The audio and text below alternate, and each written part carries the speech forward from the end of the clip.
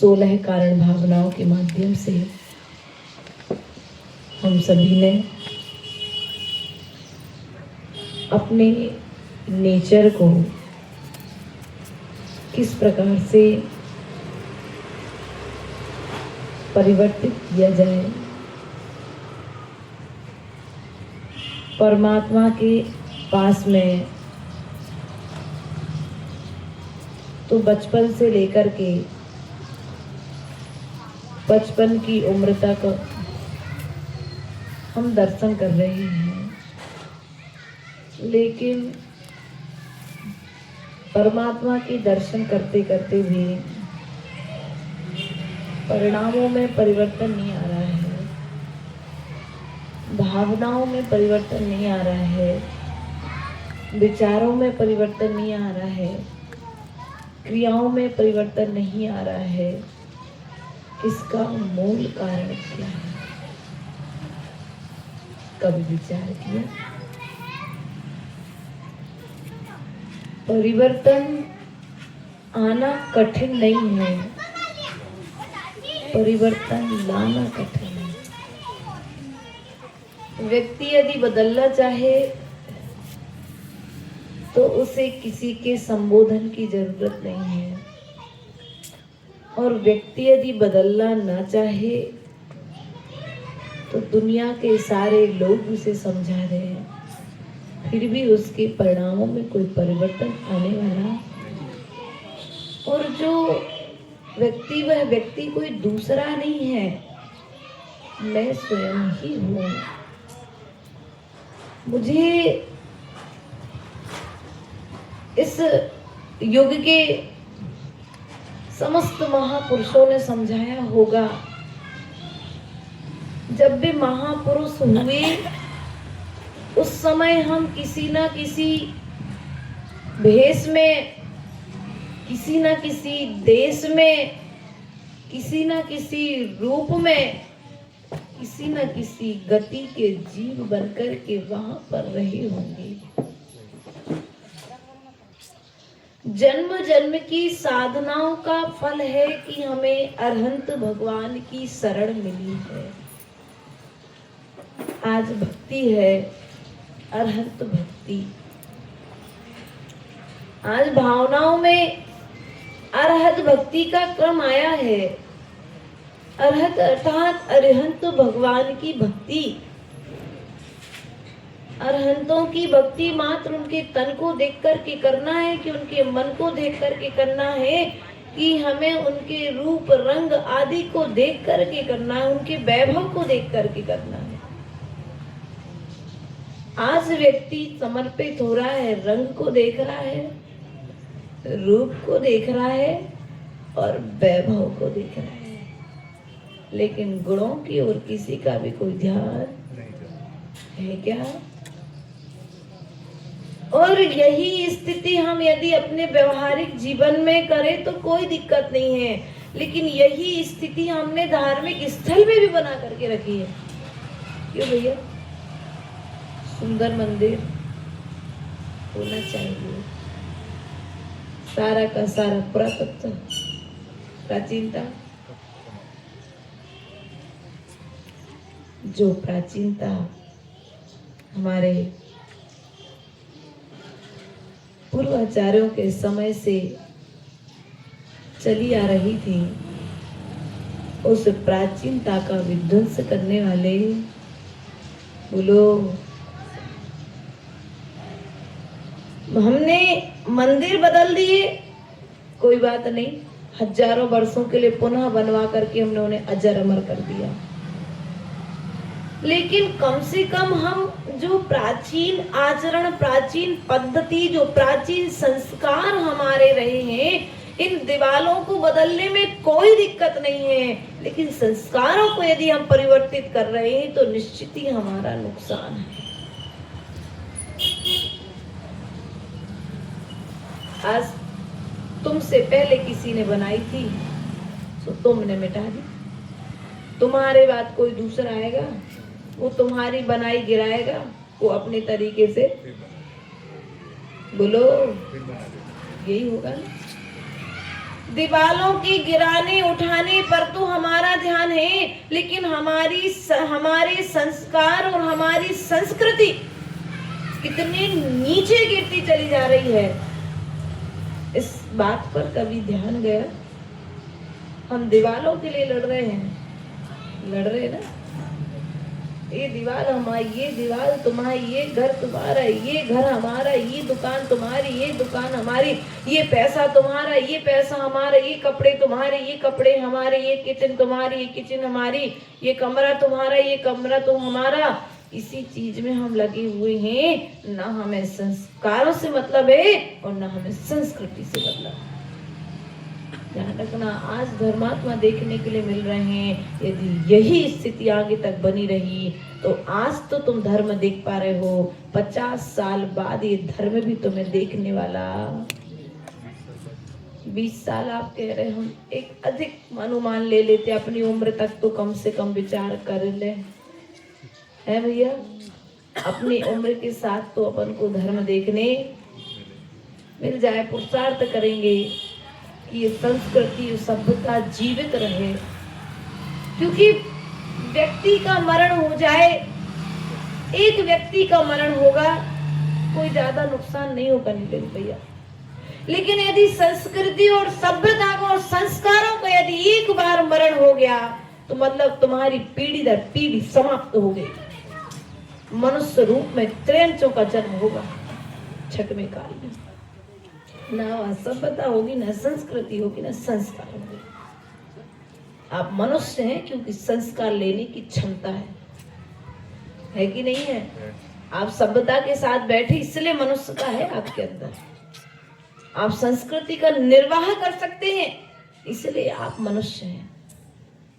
संस्कृति के निर्माण में हमारा सहयोग है कि संस्कृति के विध्वंस में। हम संस्कृति को बना रहे हैं कि संस्कृति को मिटा रहे हैं? हम तीर्थ तो बना रहे हैं, लेकिन संस्कारों को, बोलो, भीतर के भाईचारे को, भीतर के प्रेम भाव को, भीतर की एकता और अखंडता को क्या कर रहे हैं? बुरा तो नहीं लगा? बनाने वाले भी हम और मिटाने वाले भी हम हैं। ये तेरा, ये मेरा, ये मैं करूंगा, ये तू करेगा, बस इस तू मैं हमारा पूरा जीवन। ऐसा मत करो। यदि ऐसा करोगे तो किसी दूसरे का नुकसान नहीं है। चिड़िया लड़ी, 2 चिड़िया लड़ी एक दाने के लिए, दोनों एक भी दाना नहीं खा पाए। रोटी गिरी, लोमड़ी लेकर के चली। बोलो, भाई भाई लड़ेंगे, नुकसान किसका होगा? फायदा तीसरे का होगा, नुकसान दोनों का नुकसान हो रहा है। इसलिए भी भाई भाई, यदि भाई भाई के रूप में यदि नाम आए तो राम और लक्ष्मण जैसे भाई का नाम आना चाहिए। भाई भाई के रूप में यदि नाम आए तो भरत जैसा भाई होना चाहिए। नाम भरत चक्रवर्ती और बाहुबली के जैसा संपत्ति की पीछे होने वाले भले मोक्षगामी जीव हैं, लेकिन मान के क्षेत्र में तो उन्होंने भी बदनाम हुए कि नहीं। वो नियोग था एक, सो उस निमित्त से उस विधि बननी थी, सो बनी, और उसी निमित्त से बाहुबली को वैराग गाना था, सो ने वैराग गा गया। लेकिन वे तो अपना झगड़ा भी कर लिया और कर्म भी बांध भी लिए, कर्म काट भी लिए और चले भी गए। और हम क्या कर रहे हैं? पदों के चक्कर में। किसके चक्कर में? बोलो तो। पदों के चक्कर में अपने श्रवण संस्कृति का नुकसान करते हैं। हम किसी के दूसरे के घातक नहीं हैं, हम स्वयं श्रवण संस्कृति के घातक हैं। हम धर्म की हत्या कर रहे हैं यदि हम आपस में मंदिर के स्थान पर आकर के झगड़ रहे हैं। ध्यान रखना, तुम लोग नहीं करते ऐसा, लेकिन जो करते हैं उन्हें सुधार जरूर करना चाहिए। क्योंकि हमने वहां पर बैठ करके धर्म का आचरण करने के लिए आए थे और झगड़ा किया तो हमने धर्म के संस्कारों का नाश कर दिया। किसी का गला घोट करके मारोगे तो एक व्यक्ति का मरण होगा, लेकिन तुमने अनंत भगवान के सामने आकर के झगड़ा किया तो जितने वहां पर बैठे थे उतने की श्रद्धा की हत्या कर दी। तुमने क्या कर दी? बोलो। श्रद्धा के साथ लोग अष्टद्रव्य लेकर के मंदिर में आए थे, थाल लेकर के पूजन करने के लिए आए थे, लेकिन ये मेरी जगह है, ये तेरी जगह है करके, ये मेरी किताब है, ये तेरी किताब है, मैं पहले बोली लूंगा, तुझे बोली नहीं लेने दूंगा, आदि आदि प्रकार से क्या किया हमने? धर्म का नाश। अनंत भगवान की भक्ति करने आए हो ना, तो परिणाम भी उतने उत्कृष्ट होना चाहिए। जैसे उत्कृष्ट भाव चतुर्निकाय देवों के होते हैं। दो दोपहर के लिए नंदीश्वर में चारों दिशाओं में भगवान की भक्ति करने के लिए जाते हैं। जाते कि नहीं जाते? 52 जिनालयों की वंदना करते हैं।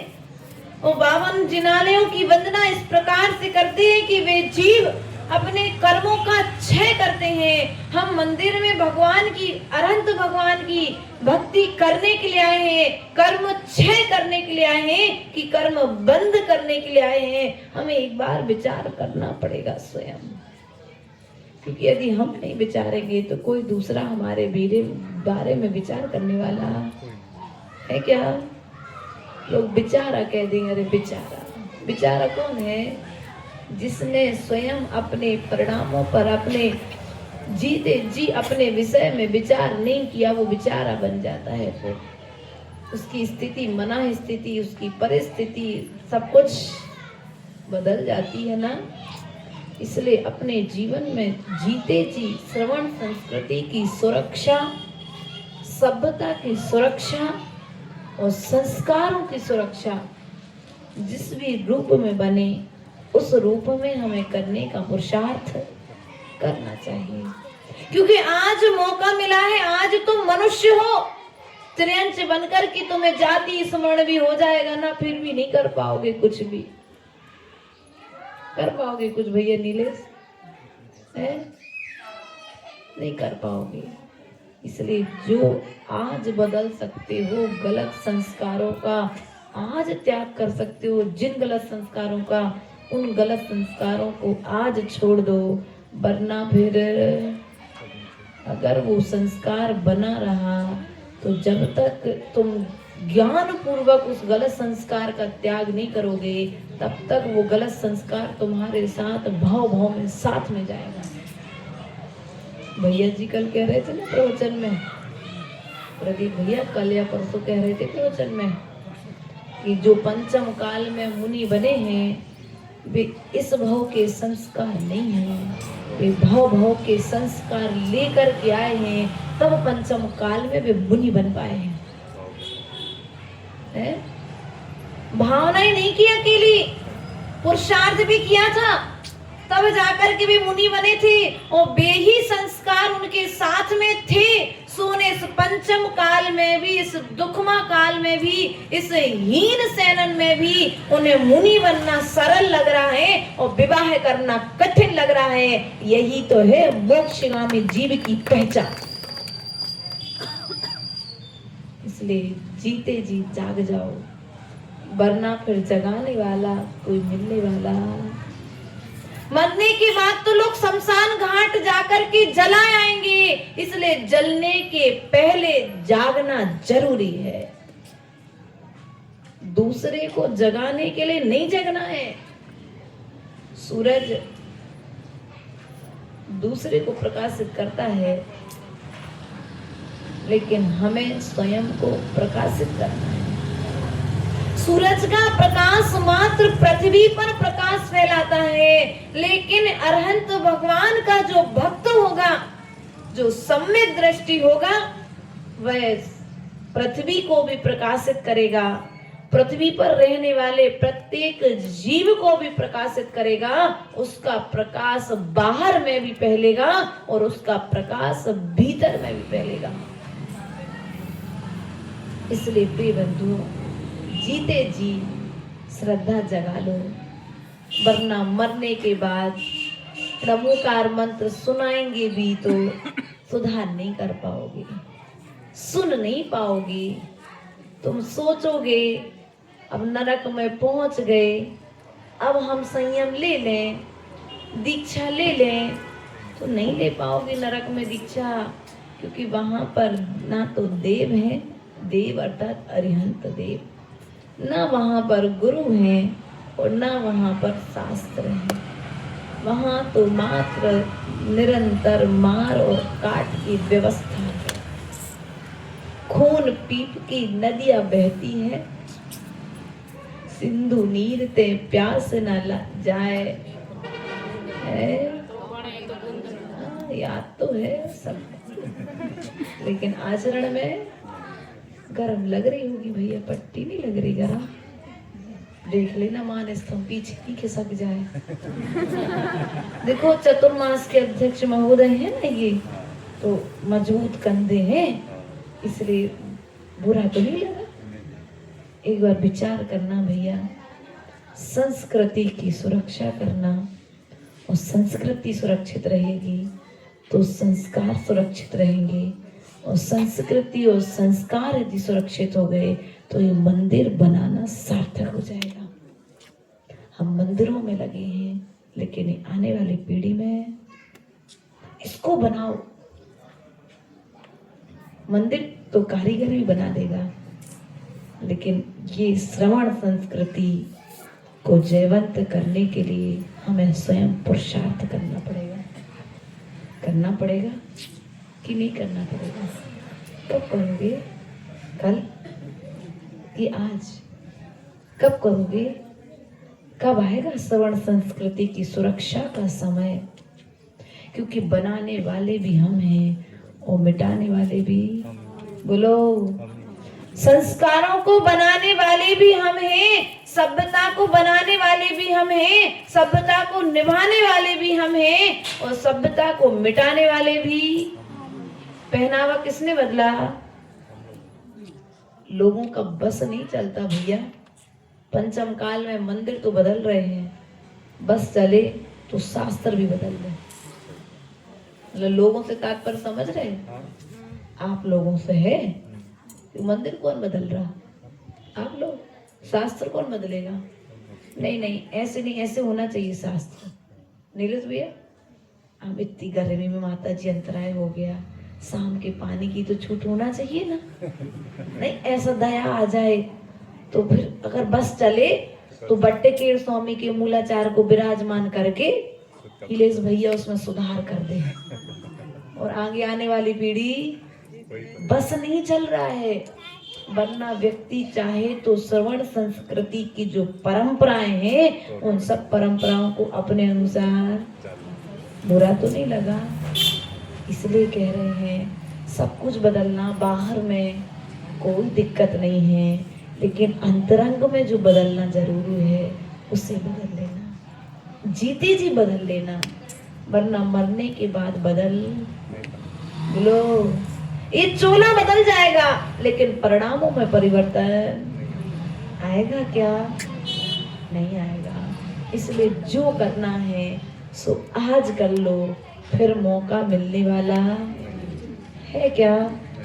फिर तुम कहोगे कि मुझे एक बार मनुष्य पर्याय मिल जाए, फिर मिलेगी क्या?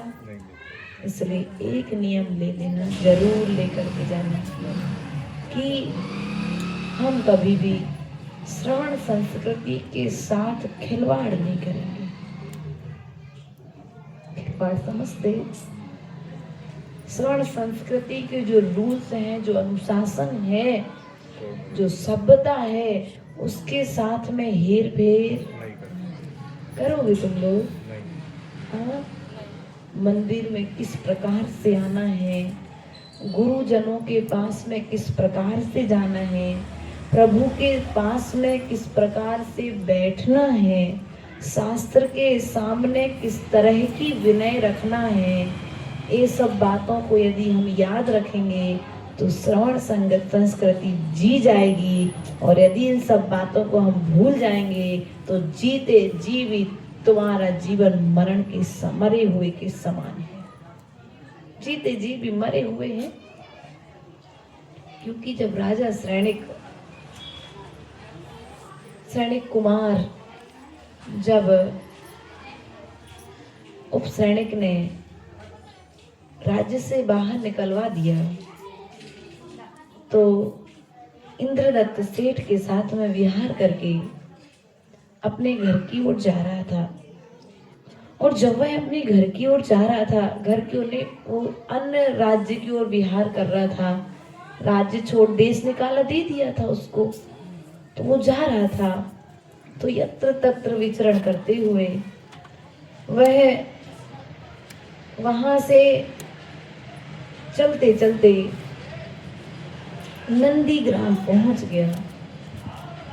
और जैसे ही नंदीग्राम पहुंचा, नंदीग्राम पहुंचने के पश्चात में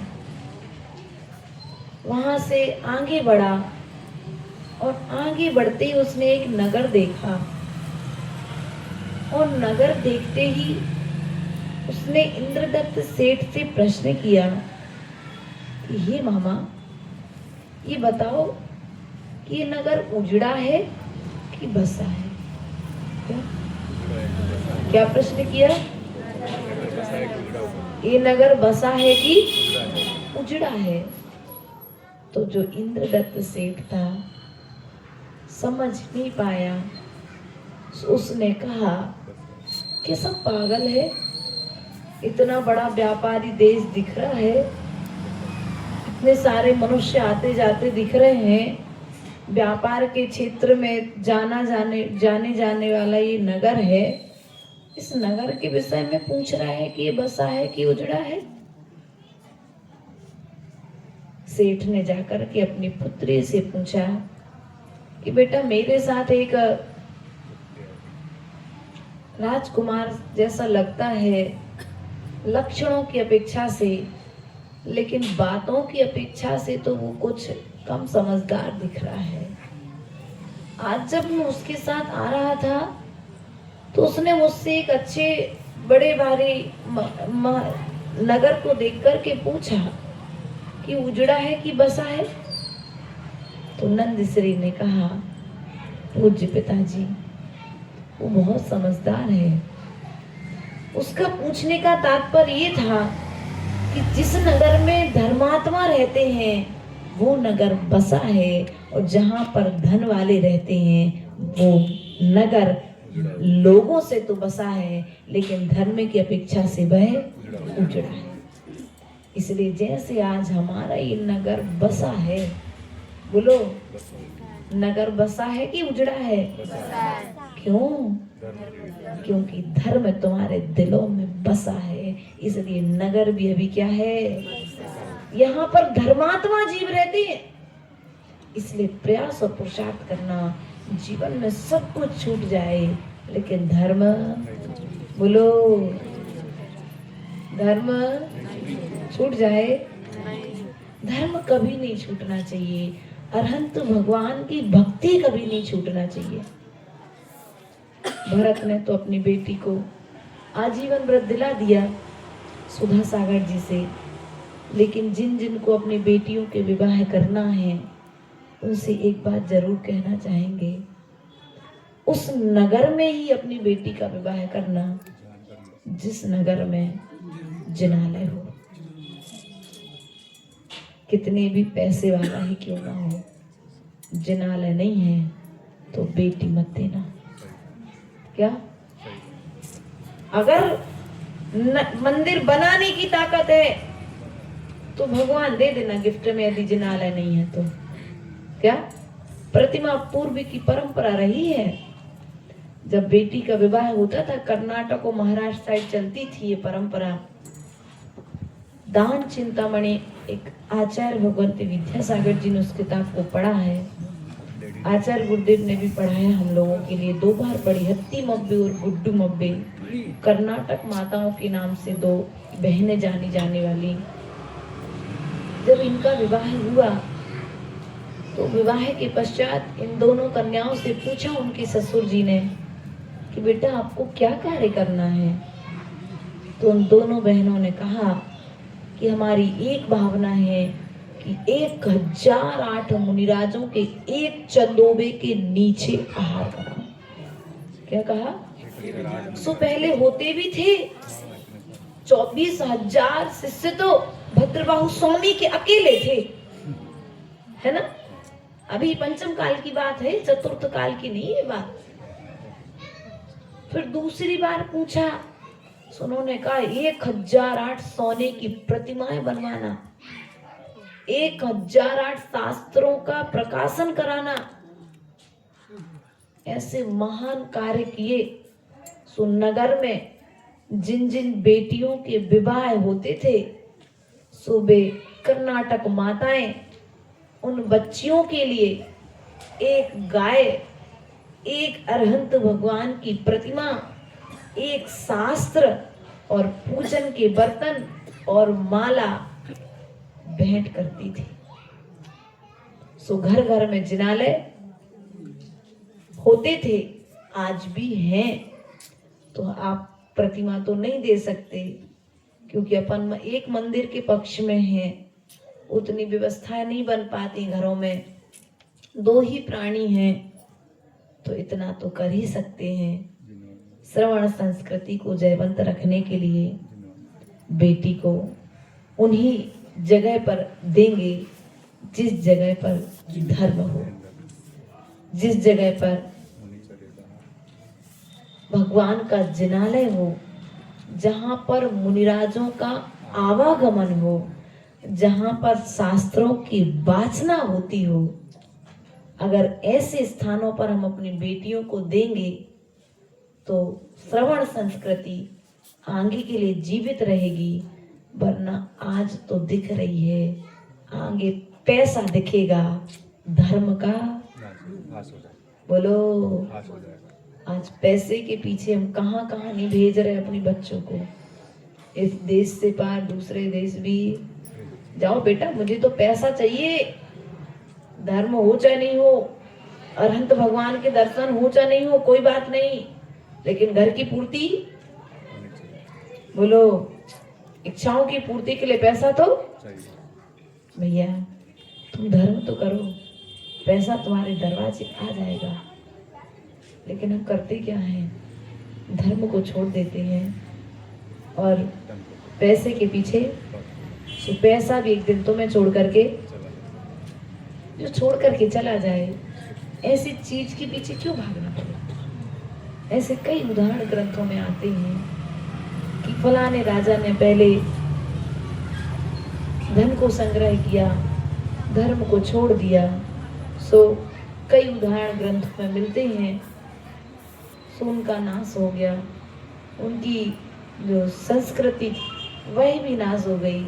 अर्थात उस राजा का आगे कुल का गौरव भी उसे प्राप्त, कुल का दीपक भी नहीं, वंश परंपरा भी समाप्त हो गई। इसलिए श्रवण संस्कृति को यदि जयवंत रखना है तो पहले हमें संस्कारों को जयवंत रखना होगा।